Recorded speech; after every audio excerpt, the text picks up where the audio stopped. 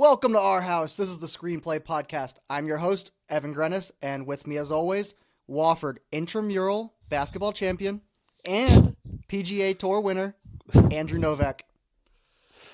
Appreciate that. You were a part of that team. I don't think I was. Yeah. I wasn't allowed to be on that team. I'm really bad at basketball. You weren't like end of the bench? I think by the end of it, I was just like not even showing up. You stopped getting invited to be the walk-on? Yeah. Oh my goodness. Yeah, we did pick up a dub there. That was, I think that was the only win of our golf teams. I don't know, my last 2 years being there. So Through 2 weeks of the NFL, let's get into it. Don't forget to check us out on YouTube at Screenplay_podcast, full-length podcast videos and shorts. Like and subscribe. We are on Instagram and TikTok at Screenplay_podcast.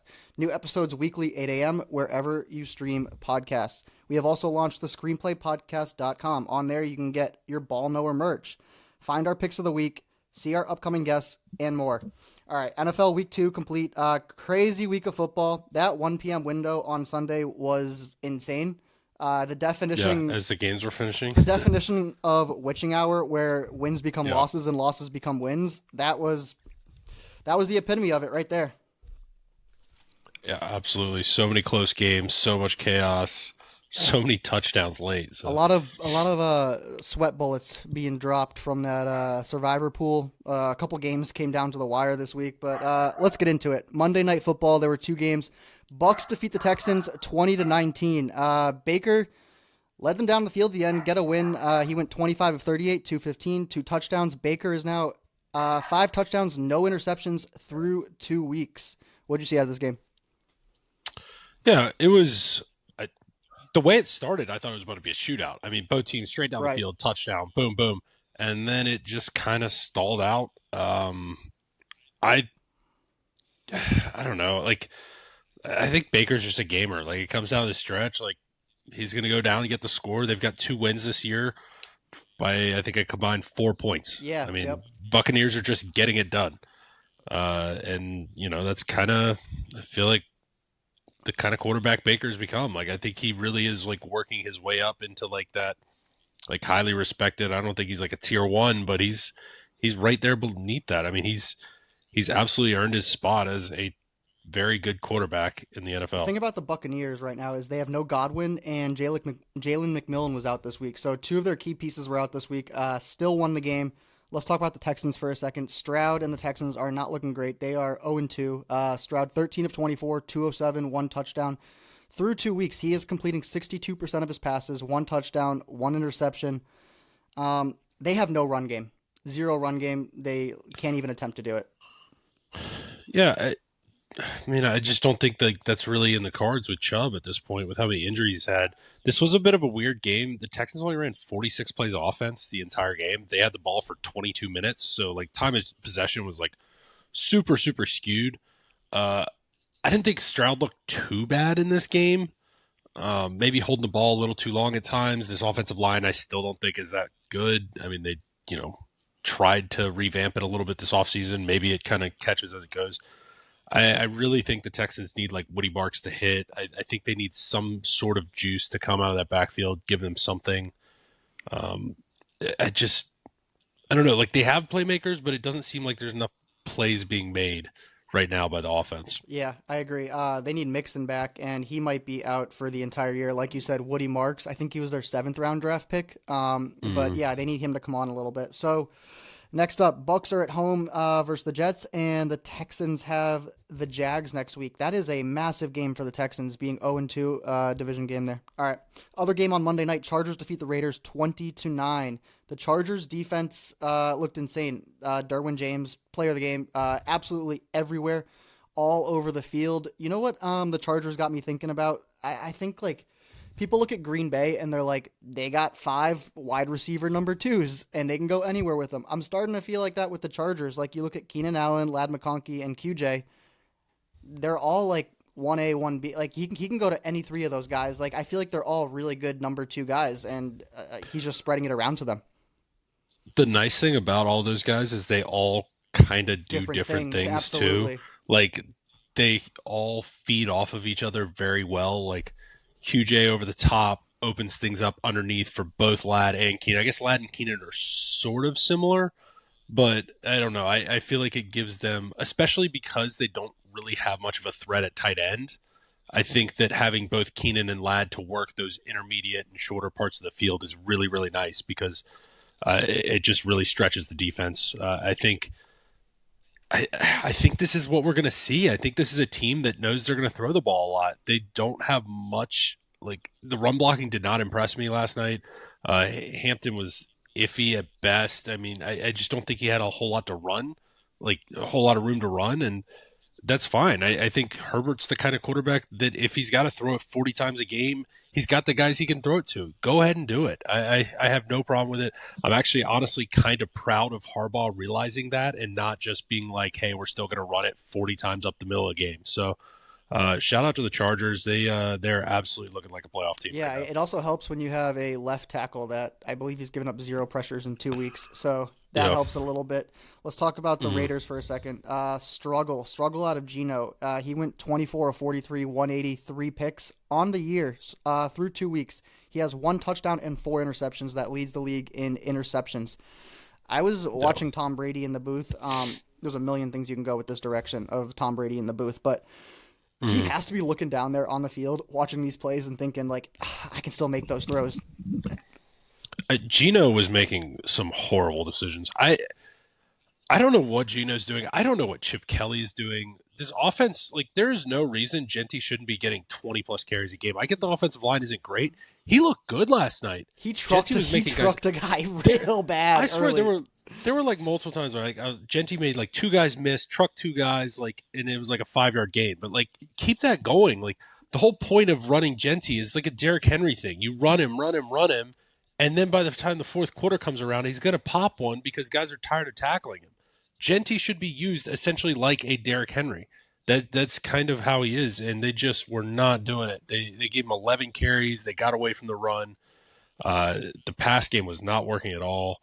The play calling, I'm not sold on Chip Kelly there. So Raiders really need to figure some things out. Yeah, Ashton Genty, week 1, 19 attempts, 38 yards. Week 2, 11 attempts, 43 yards. You can throw some catches in there as well, but he's got to get those attempts over 20. Like what you're saying, 24, 25 attempts, keep him going. He had a couple runs that he really turned nothing, like no yard runs into like 4 or 5 yard runs. But yeah, he's got to get some more attempts. They got to get him going. We'll look to see that more in week 3. I mean, he's had a slow start. You don't want Geno in like 3rd and 10, 11 plus. Like, it was not going well yesterday. He starts forcing the ball. Like, use that running game, early downs, whatever it may be, and just start making things a little bit easier for Geno. Get him in a rhythm. All right, next up, Chargers are home against the Broncos. Big game there. And then Raiders are going across the country to the Commanders. Let's get to Thursday Night Football. It was a while ago. Packers defeat the Commanders 27-18. The Commanders look amazing. Jordan Love, 19 of 31, 292, 2 touchdowns. Through 2 weeks, Jordan Love is 4-0 on touchdown interception ratio. Big story out of this game, Austin Eckler out. That is a season-ending injury. He's 31 years old. This might just be it for Austin Eckler.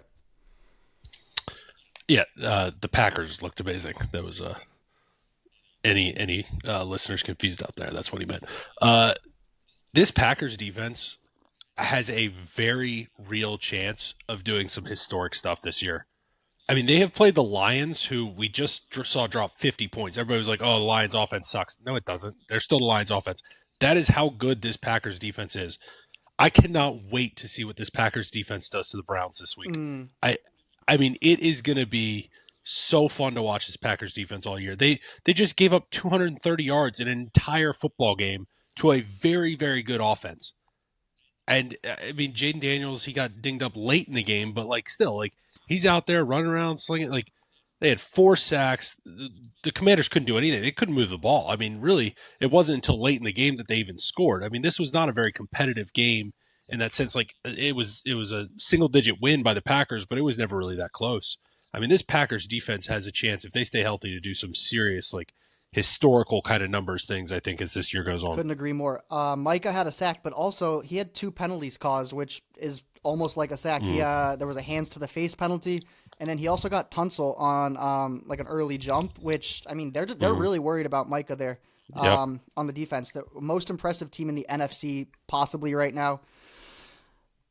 The Commanders. So they trade away Brian Robinson Jr. to the 49ers earlier in the season. Is that a mistake? They're like, oops. Because I'm starting to look down that running back depth chart, and you got your 7th-round draft pick, who is now your top running back on the team. If that guy goes down, I mean, I have some serious concerns about the Commanders now.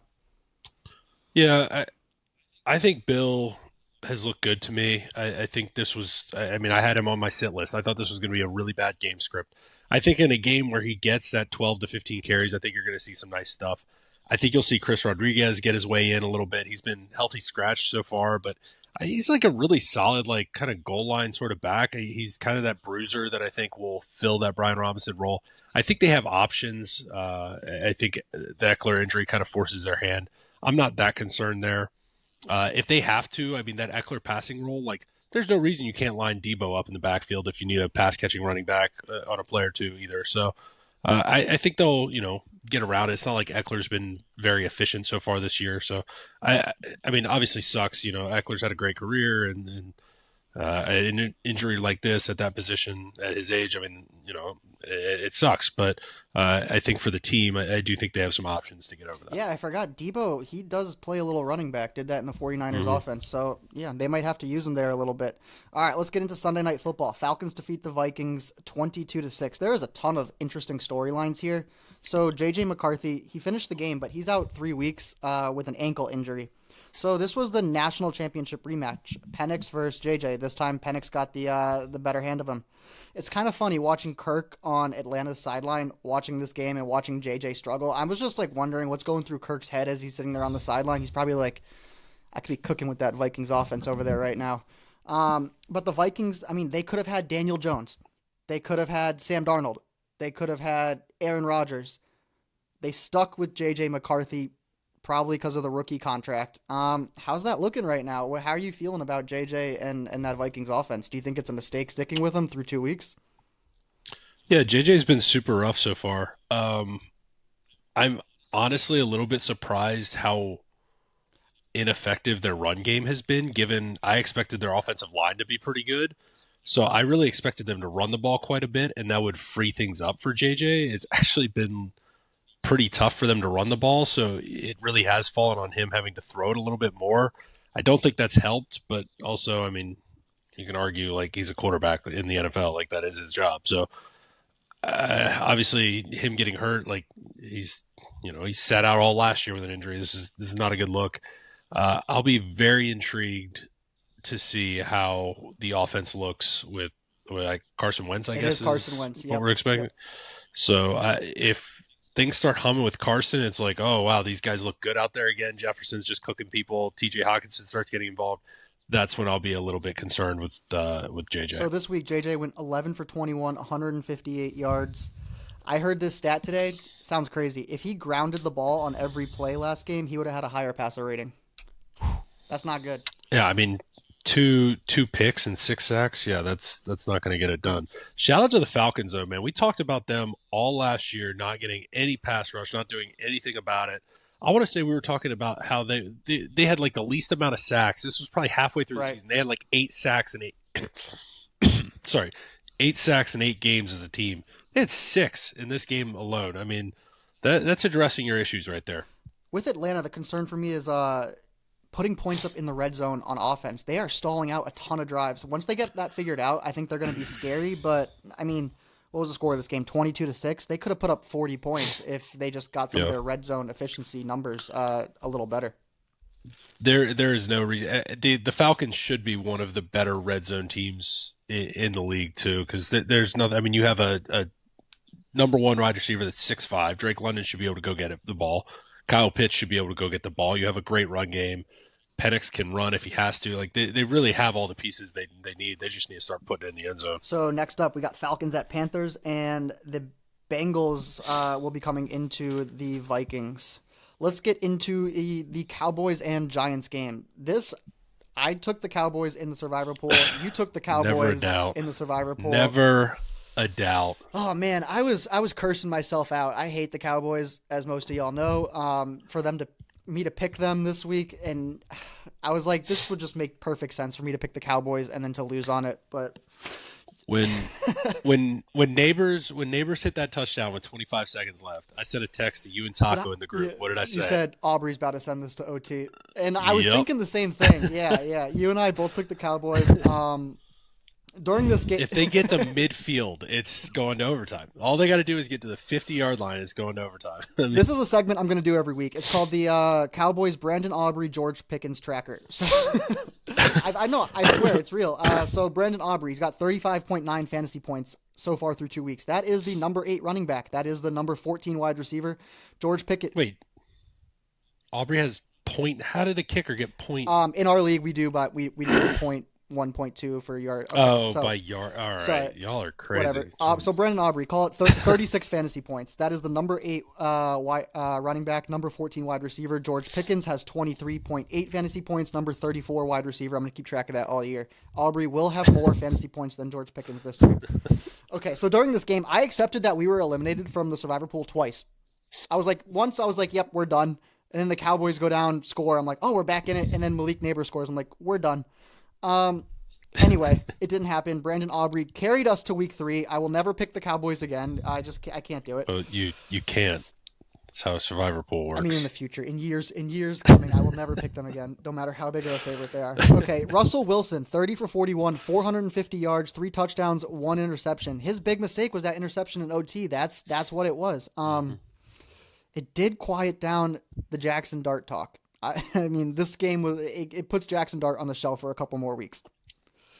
Although he did get his first snaps in a game this week. He did, yeah. They had, I think, 2 or 3 plays with packages in there for him. Yes. So. Russell Wilson is now the passing leader, 618 yards. Daniel Jones is right behind him. If you had that on your bingo card, good for you. I did not see those two leading.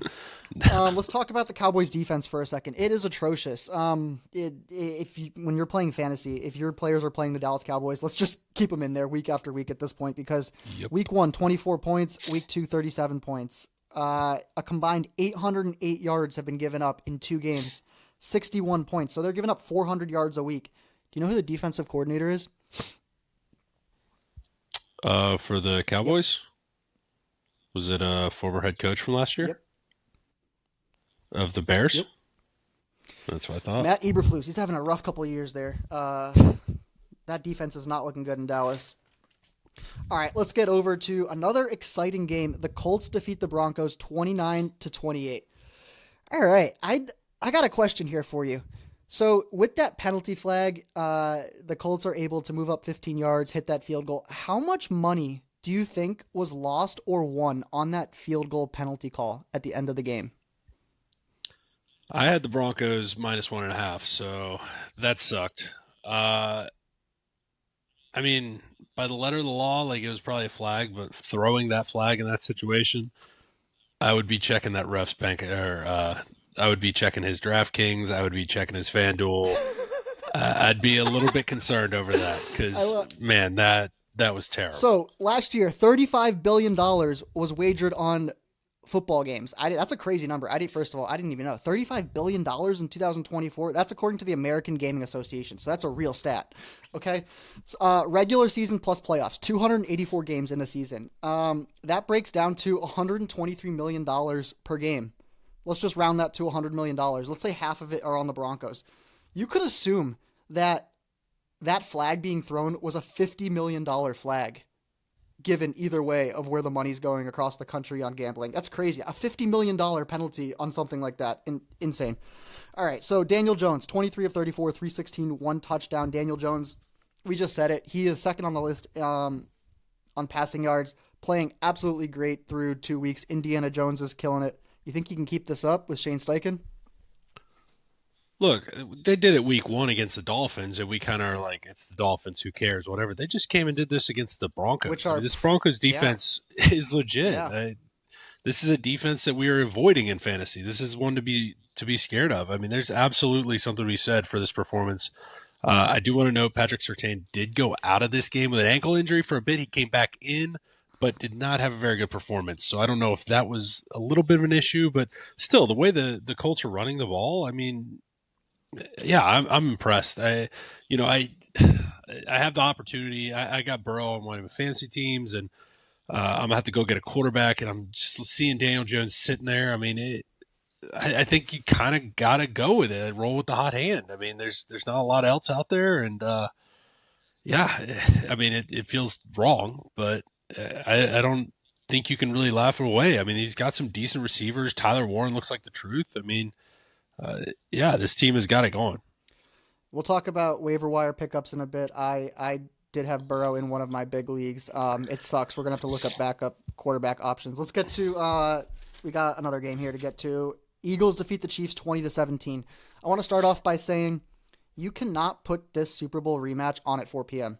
Like this has got to be a standalone game. I really struggled with this game on TV with 3 other games going because I have fantasy implications, I have gambling implications, but I also want to watch every play of this Eagles Chiefs game. So if you're going to put a matchup like this on, I need it. I need a standalone game. Yeah, as a Panthers fan who had a 4:05 kickoff, I completely agree. Now our game was over pretty quick until Bryce almost led like the craziest comeback, but yeah, I really did not see as much of this game as I would have liked. What I did see, I mean, I watched the replay, but man, the Eagles are not fun to watch. It is bad TV. They ran that tush push 6 times. It's hard to watch. Mm-hmm. It's hard to referee. I think that's like the biggest thing is that we're seeing now. It's not even like an injury thing. It's just like for the refs, it's really hard to tell where the ball is. Like if it's a first down, if it got over the goal line, no one can really tell. There's no way to ever review a call because you can't see anything from the sideline angles. Guys are moving early. Guys are lined up offside. Like, yeah, it is a mess of a play. So I think this is the last year that tush push is happening, and I don't think it's a safety thing at this point. I think it's just like it's ugly TV and it's too hard to ref. I think it's like we can't figure. It's very hard to officiate it, and I would agree with that. Yes. So Hurts went 15 of 22, 101 yards through 2 weeks. He has no touchdown passes and no interceptions. He does have 3 rushing touchdowns, but 253 total yards through 2 weeks. They're 2-0, so the coaches don't really care, but players like A.J. Brown might care. How sustainable is this type of winning? I mean, they did do it all last year. It's pretty sustainable. I think winning keeps guys happy. Like at the end of the day, like as long as you're not losing, guys like still buy in, and you have beaten in division rival, and you've beaten the Chiefs, who are at this point really another rival of theirs. Like I don't know if things are still ugly when they're playing like some bad football teams and maybe, but in those kind of games, those are emotional games. I think they're just taking their wins and moving on. Let's talk about Travis Kelce for a second. So they're 0-2. I feel like Travis Kelce has just been a negative for this team. So week 1, he takes out Xavier Worthy. And then this week he caused an interception on the goal line. That's effectively a 10-point difference there. Cause let's say he drops it, they kick a field goal, 3 points, but Eagles get the ball, go the other way and can score. I mean, the Chiefs could have won this game, potentially should have won this game, but Kelce is just, I mean, he's a step slow, really, to what he's used to being. Yeah, I mean, there were clear opportunities in this game for the Chiefs. Mahomes overthrew, I think it was Thornton, like wide open. That was I've never seen Mahomes do that. That was like a like the Chiefs absolutely had their opportunities in this game. Kelsey's been decent so far. I mean, I don't know. He hasn't been great. I think he's been kind of like he's maybe somewhat fallen off the last couple of years or so. I think his usage will go down. Like once Rashee Rice gets back, I think he just starts mopping up all that, and Kelsey's not going to have to do as much until like the playoffs. But yeah, I mean the Chiefs 0-2 is definitely not something like we're really used to seeing right now. All right, let's get into some other notes. You mentioned this earlier. Burrow out. That is the big injury news this week. He has had a bottom 5 O-line every single year he's been in the league. This is like buying the nicest car. This is like buying a Porsche, a Bentley, whatever you want to call it, but saying, nah, I'm good on the insurance because I don't need it. It's just stupid. They are 2-0, so we'll give that to them. And they do have a solid backup quarterback, Jake Browning. So Burrow's out for about 3 months. What's that, 12 games, give or take? Yeah. I think it sounds like from what I've seen, 3 months is kind of on the optimistic side. I mean, realistically, this could be the whole season. Okay, so I'm going to read some of the next 12 games here. We got Vikings, Broncos, Lions, Packers, Steelers, Jets, Bears, Steelers, Patriots, Ravens, Bills, Ravens. Do you think Jake Browning can? So they're 2-0 now. Can Jake Browning go 5-7, 6-6 through that stretch and keep them alive for Burrow to come back in 3 months? Even still, if you go 5-7 or something like that, That like puts you at 7-7 read after read those last three games again. Ravens, Bills, Ravens. That's not happening. Agreed. Even if Burrow's back, like 3-0 through that, come on, like yeah, Browning's gonna have to win football games. I think realistically, like Burrow is not coming back for a very long time. You're gonna have to win the games with Browning. All right, that was very adamant and yeah, very strong opinion there. Let's get to another note. How worried are you on Caleb Meter? Give me your how worried are you on Caleb Williams? Sorry, give me your meter on that. Yeah, so I think they have O-line issues. I don't think everything is really quite clicked how they want, but Caleb has looked bad at times. I'm not like fully out yet. It's a new offensive system. I think he will get things going. He's actually made some throws that have impressed me. He looks visually like I feel like he looks faster on the field to me. He's made some good plays scrambling. Um, I don't think the physical I'm not the like physical traits don't bother me. I know he can throw a good ball. I know he can run. It's the yeah intangibles. It's the hitting the wide receiver when he's open. Like not. I don't think he's seeing it yeah right. My worried meter on him is like 8 out of 10 because Jared Goff was effectively like the perfect quarterback for Ben Johnson. You know, has to mhm. run the play, can't get out of the pocket too much. Caleb's on the opposite end of the spectrum to that. Uh, Ben Johnson also talks way too much about Tyson Bagent. Like he loves that guy, and He's he good. signed a 2 year, Yeah. $10 million deal this offseason. So I'm a little worried about Caleb Williams. Do you think Tyson Bagent will see the field at all this season? I think if he sees the field, I think you see the offense operate at an like efficient level. I don't think there's like a huge drop off there, but that also is because I think that he's a pretty solid quarterback as well. Um, I I mean, Bajan's kind of similar though. They both have that athleticism. I don't think like stylistically there's a huge difference between the two quarterbacks, but yeah, I wouldn't be surprised, if the offense operated decent if he was in there. All right, last note here. How fired is Mike McDaniel? Yeah, he's gone. I got the. I will say, so I mean, this Thursday night is gonna be bad. If he makes it through the Thursday night, though, he's got Jets and Panthers next couple weeks. Like, I think he could hang on long enough. They do have Chargers, but then they got Browns, Falcons, Ravens, Bills, Commanders. This is what you've talked about. That Commanders game is that Madrid game. Week 11 from the There's just Santiago no Bernabeu in Spain.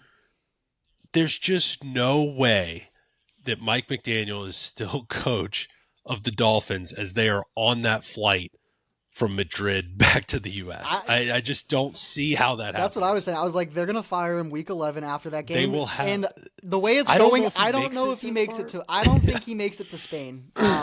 They might Yeah. just take his passport from him now. I don't think he's gonna make it. It's looking bad. All right, let's get into our power rankings.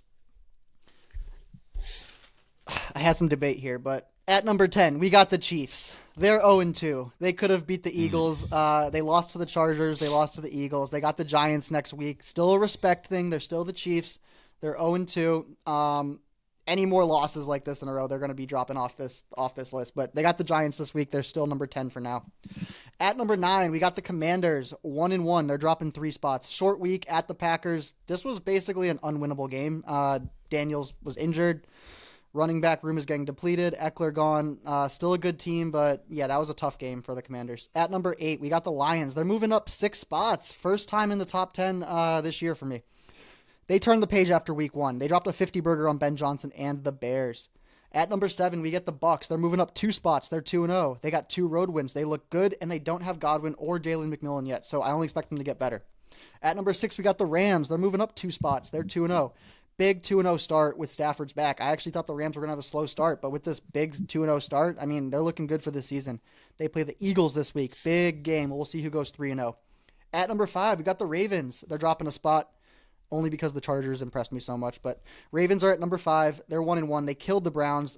They dropped a spot, like I said, just because of the Chargers. They're moving up a spot to number 4. 2-0. They could be the number 1 team, but the Bills and the Eagles are just holding steady at 2-0. They've shown prior success, so they got to stay there. At number 3, we got the Packers. 2-0. Again, another team just really could be the number one team in this entire power rankings, but with the Eagles and the Bills up top, like they're staying where they're at. At 2, we got the Bills, 2-0. They killed the Jets. Nothing exciting this week. They'll hold the number 2 spot. And then at number 1, we got the Eagles. They are 2-0. All they do is win. It doesn't look pretty. Hurts isn't throwing it, but it doesn't matter. They're winning. They can win ugly all they want. They're going to hold that top spot until I see some losses. At number 11, it's not on the list. I got Colts, and 12, I got the Broncos. But yeah. Where are the 49ers? The 49ers are 13. They got so many injuries right now. They're 2-0, but they're just dinged up everywhere. They look good with Mac Jones, but I think the 49ers are a playoff team. I can't put them in here right now with all the injuries they have. Valid. Packers should be one anyway. That's the biggest whiff in my opinion. But. I was considering like putting the Packers up. They got the best 2 wins. They do, but some of these rankings I pull over from prior season success, and right now I have seen prior season success from Eagles. I have seen prior season success from the Bills, and the Packers are pushing their way up there. They're at 3, and they might make their way up there by the end of the season. We'll see it. All right, let's get over into fantasy. Who are some players that they're starting off real poor? Bad first 2 weeks, but you're not worried. They're still going to have a great season. Give them to me. Yeah, a lot of talk around this guy, and his tape did not look good. He was not catching the ball like he's supposed to, but Brian Thomas, BTJ, he's going to be fine. The volume is there. This offense actually looks all right to me. I like what they're doing. They've kicked probably more field goals than they would like, but the run game has been working. They've been moving the ball. I got to assume that means he's going to score some touchdowns. So I'm not that concerned on Brian Thomas yet. Obviously, just a little bit frustrated. Next, Trevion Henderson. He's not been really getting in the game much. Ramondre's looked good. I'm still not that concerned. Like, this is going to be his backfield by, like, week 10 on. Like, Ramondre's, he had a crazy good game, but he's just not that good. Like, we have multiple years of data showing he's not that efficient. He's not that good a football player. He's not nearly as dynamic, not as fast. And I'm not concerned there. Another rookie, I'm going to go Ashton Genty. I'm just not that concerned. Like, the offense has been a mess. I'm more concerned in the offense. Like Chip Kelly being an idiot. Like, the offensive line has struggled, but Genty has looked good. He's got to get more touches, and he's got to get a little bit used to the game. But I'm not as concerned there. I'm trusting the talent. And lastly, I'm gonna go Jalen Hurts. The offense has looked rough. He's looked pretty rough. He still is scoring his rushing touchdowns, which you're gonna get. I think the passing yards do come up, and you start seeing a little bit more. Just volume through the passing game for him. All right, I'm going to go Calvin Ridley. First week, 6.7 points. Second week, 8.7. Last year, he was the wide receiver number 28. That was with Will Levis. This year, he's got Cam Ward. I still expect Calvin Ridley to pop off and beat that wide receiver number 28 number. Evan Ingram, first week, 5 points. Second week, 2 points.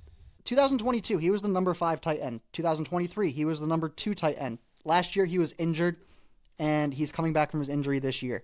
I think he's having a slow start. I think the Broncos are trying to figure out what they're doing, and I think Evan Ingram is going to get more involved as the season goes on. I wouldn't be too concerned there.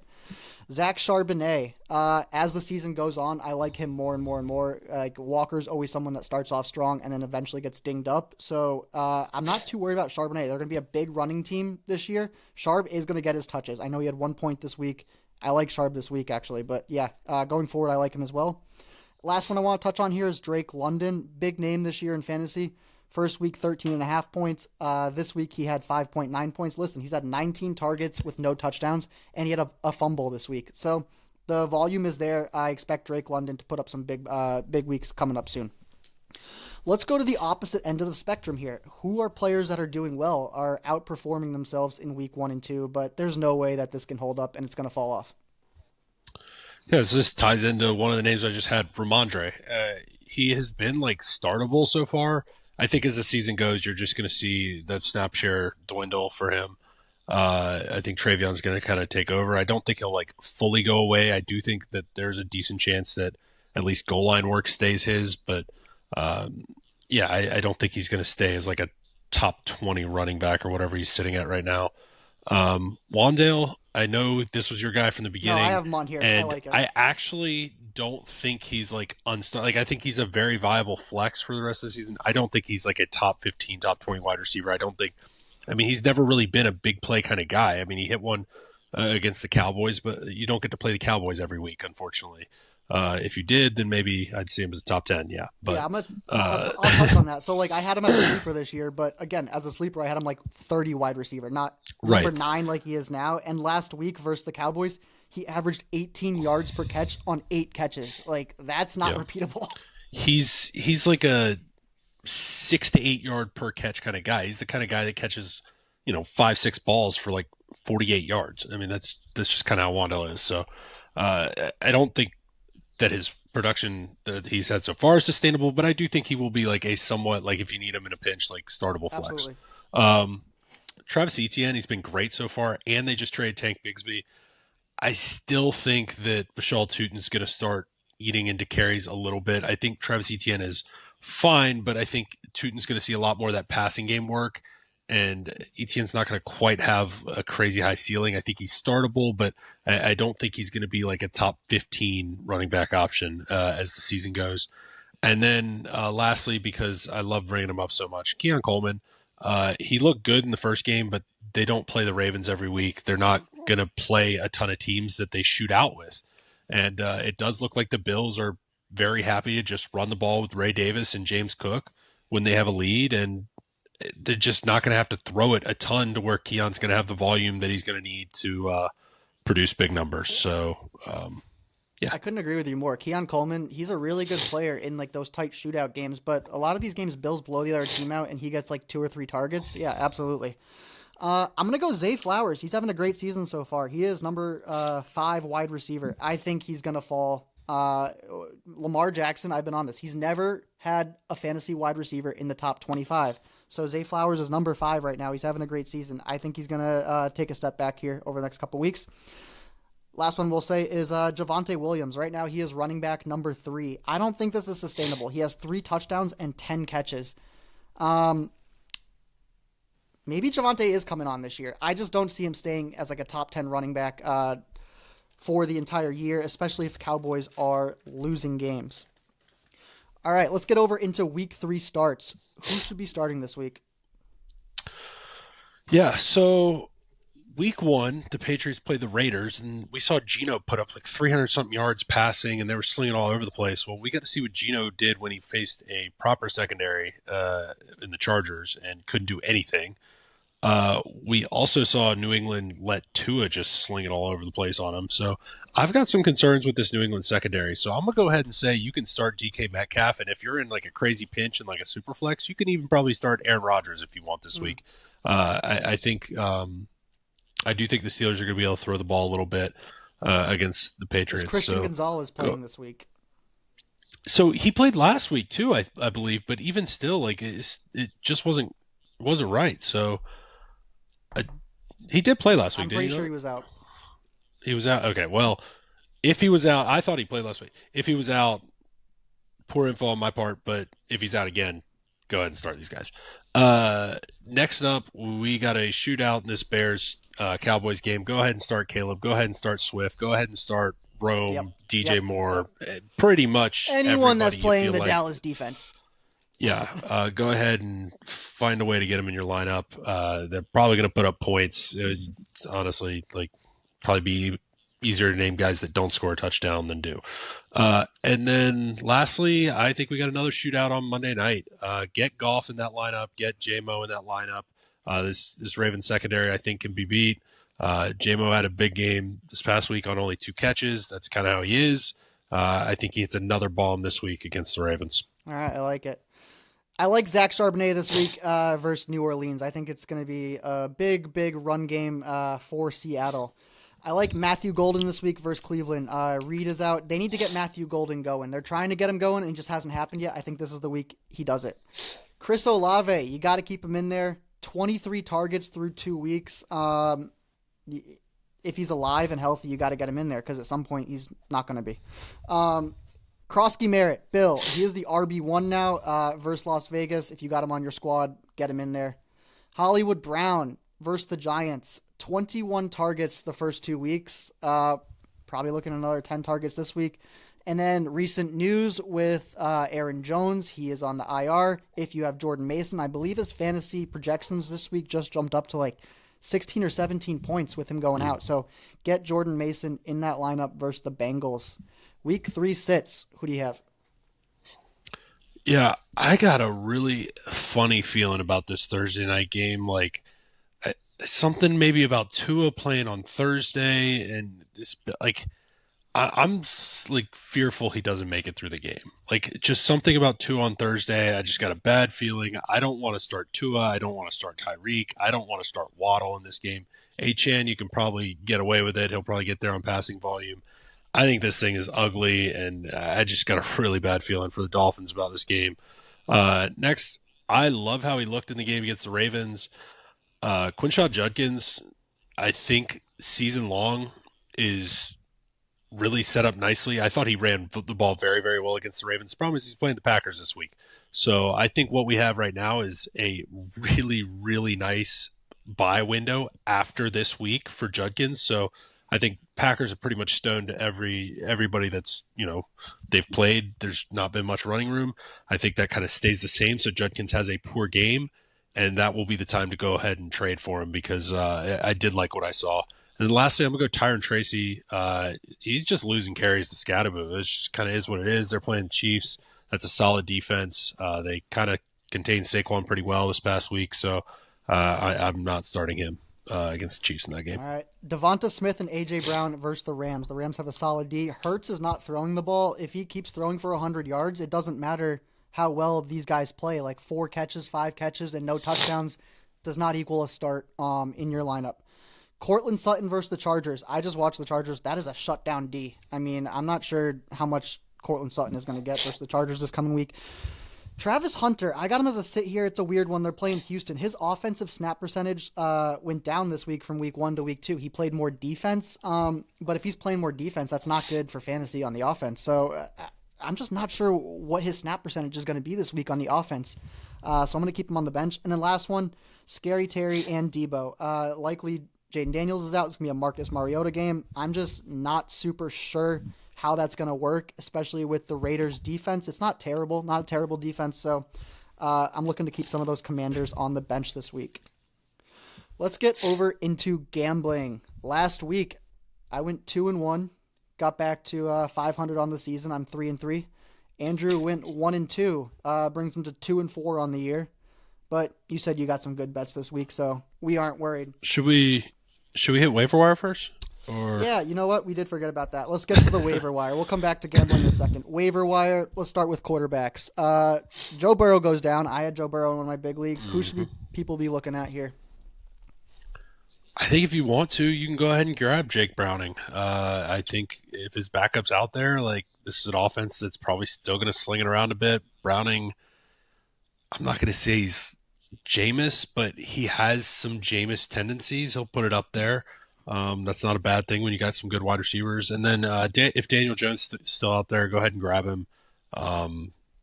Caleb Williams this week's got a great matchup against the Cowboys. So there's nothing great on the waivers, but if you need a 1 week fill-in, I think you can find something there. Running back, I've got Shaw Tootin. If he's still available, go get him.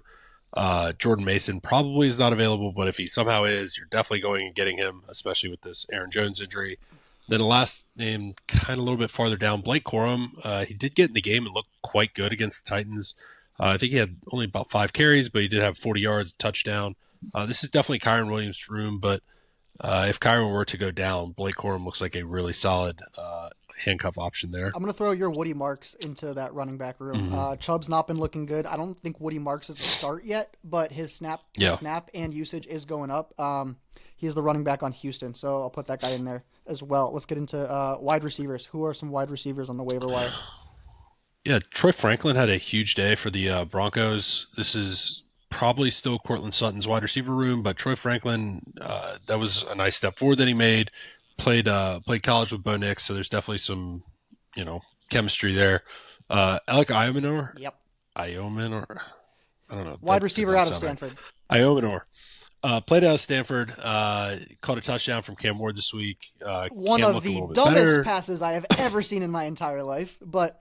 You have not watched Cam Ward play enough football. That's just like another game for But the Cam Ward. volume for Elik is there. 13 targets as Yeah, a rookie through yeah, 2 weeks. 6 and 7, and he sees like downfield targets. I mean, he's kind of he's got a little bit like that DK kind of slant and go ball and back shoulder sort of game, but Cam's got no problem putting it up to him. It seems like so. If you Elik is trust him, someone like that like next year is gonna really pop off with Cam Ward year two. I think take over more of like that one spot instead of yeah, Ridley. I felt pretty good about Ridley this year. I did not expect to see as good a play this early from him. And because of that, I'm actually kind of like downgrading Ridley a touch because I really thought Ridley it was going to only be Ridley. So that is definitely something to keep an eye on. And then at tight end, there's definitely some options. If Juwan Johnson is still available, he has been insane so far. He's just getting peppered with targets by Rattler. Might be him and Olave are pretty much getting all of the targets at this point, especially in a PPR. Very, very startable. Harold Fannin, if he's still available, go get him. Like the Browns are using him all over the field. They clearly trust him. He's a good football player. And then lastly, if Isaiah Likely is available, you can go ahead and grab him. Mark Andrews has looked terrible and likely coming off injury. He could be kind of the guy for the Ravens. So definitely a good player, just been hurt and has not played yet. I like it. All right, now we will get over into the gambling. Last week I went 2-1, brings me to 3-3. Last week Andrew went 1-2, brings him to 2-4 on the season. I'm gonna take y'all through the lines here. Ooh. On Thursday, we mentioned this a couple times. We got Dolphins at the Bills. Bills are favored by 11.5. Sunday, 1 p.m. 9 games in the 1 p.m. window. It's going to be another crazy one. We get Falcons at Panthers. Panthers are getting 6. We got Packers at Browns. Browns are getting 7. Texans at Jaguars. Jaguars are favored by 1.5. Bengals at Vikings. Vikings are favored by 3. Steelers at Patriots. Patriots are getting 1.5. Rams at Eagles. Eagles are -3. Jets at Bucs. Bucs are -7. Colts at Titans. Titans are getting 3.5.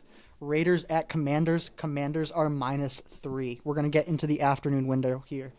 Broncos at the Chargers. Chargers are favored by 2.5. Saints at the Seahawks. Seahawks favored by 7. Cowboys at the Bears. Bears are getting 1. Cardinals at the 49ers. 49ers are favored by 1.5. Late night game, we get Chiefs at Giants. Giants are getting 6.5. And then on Monday night, we got a good game. Lions at the Ravens. Ravens are favored by 4.5. Give me your 3 picks of the week. Yeah, this is one that I might even take if it was 20. I just got a feeling it's going to get ugly. Sorry. I'm taking Buffalo. Home game Thursday against the Dolphins. Only 11.5. That doesn't seem right to me. I think it gets way out of hand early and stays that way. I'm also going to go with another little blowout. I got Green Bay -7 at Cleveland. I think Green Bay scores 14 points in this game, and that should be enough to cover. So I will take Green Bay there. And lastly, I really wanted to just hope Jaden Daniels was going to play and take that Washington game, but couldn't commit to it. I'm going to take the Texans +1.5 at Jacksonville. They have not looked great so far, but this is a game they have to win. This is a team that I think is still a decent football team. This defense should be able to help them out a little bit and get them this win. So I will take Houston the points. I like that because Houston's 0-2 division game, playing the Jags here. That's a good pick.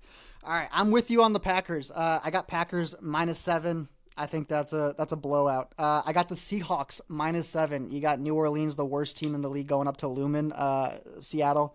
I don't think that's going to work out well for the Seahawks. And then I also got the Bucs at -7. Wow, I didn't even realize that. I got 3 teams at -7 this week, so we're going -7s this week. 7, 7, 7. So Packers -7, Seahawks -7, and then Bucs are playing the Jets. I got the Bucs -7. Lock them in. All right, let's take you guys over into our Survivor Pool. Crazy, crazy week in the Survivor Pool. So we started with 187 people in our Survivor Pool. We are down to 142. 43 people this week. 29% chose Dallas. 32 people, 22% chose Baltimore, and 15% of people chose Arizona. The biggest eliminators this week, Minnesota Vikings and the Steelers. Interesting picks out of some people there. Sounds like that Thursday night. We haven't had a single game where more than 3 people got knocked out by any team winning. So there really has not been much as far as like crazy upsets yet. No, still a good amount of people left in this pool. I think there's gonna be some blowouts this week, so I don't see a whole lot of people getting eliminated this week either. We'll see. If there's a big upset, I think some people will You get know what? knocked I don't out, think but I don't just think don't any of see us it. were thinking the Cowboys were going to lose last week either, and almost 43 of us got eliminated. So they almost took out 30% of our pool in week 2 there. Whew. All right, check us out on YouTube at screenplay_podcast. Like and subscribe. We are on Instagram and TikTok at screenplay_podcast. Check us out on the screenplaypodcast.com. New episodes weekly, 8 a.m. wherever you stream podcasts. We appreciate y'all listening. Andrew, any last words? No, want to shout out Bryce Young for putting up 300 plus yards for like maybe the first time ever this week. I'm really proud of you for that. Sorry we couldn't win. I mean, it was kind of expected, but yeah. All right, we'll see if the Panthers can get their first win this week. All right, we will see y'all next week. They won't. I was going to end it there. All right, we will see y'all next week. Appreciate it. All right. See ya.